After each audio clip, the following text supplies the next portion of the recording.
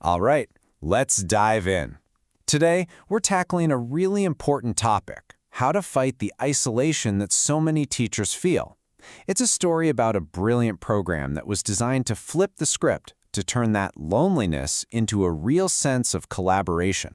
For so many educators, that classroom door can feel like a wall. Once it closes, they're in their own world, facing all the daily challenges completely on their own. It creates this landscape that can be, surprisingly lonely. But here's the big question, right? What if we could see that door differently? What if, instead of a barrier, it was actually a bridge? A bridge that connects teachers, lets ideas flow freely, and celebrates the art of teaching itself. That's the idea we're going to unpack. So, to really get why the solution we're talking about is so powerful, we have to understand the problem first. Let's paint a picture of the world these teachers were working in every single day. This quote from a teacher, Lee Myung-young, just hits the nail on the head. Think about it. The whole culture of the school wasn't really about improving teaching. It was all about paperwork, admin, and managing discipline. So the actual conversations about how to teach better, they just weren't happening. In fact, one teacher described it as a barren land for new teaching ideas. The culture was all admin all the time. The main chatter was about student behavior, not teaching strategy. And here's a key piece.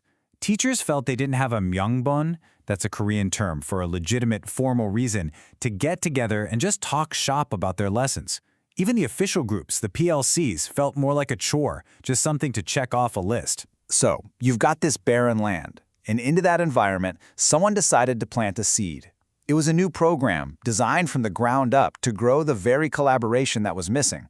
They called it the Seed Teacher Program. So what is a Seed Teacher Gyosa, or a Seed Teacher?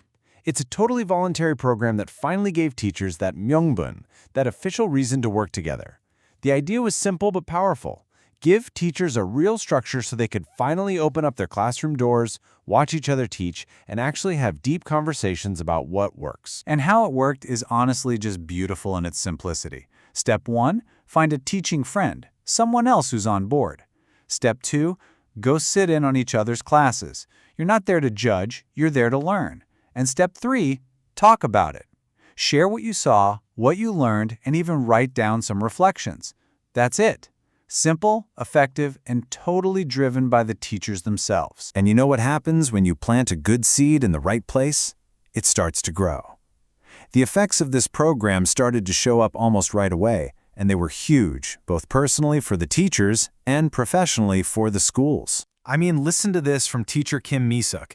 She said the best part wasn't some new technique she learned, but just finding a teaching friend, someone she could finally freely talk to about her work. That tells you everything. It's about that human connection. And that personal connection had this incredible professional ripple effect. It started small.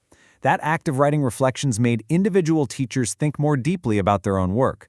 But then, that spirit of sharing started to catch on. It spread to other colleagues. Suddenly, those box-ticking communities became real, genuine learning groups.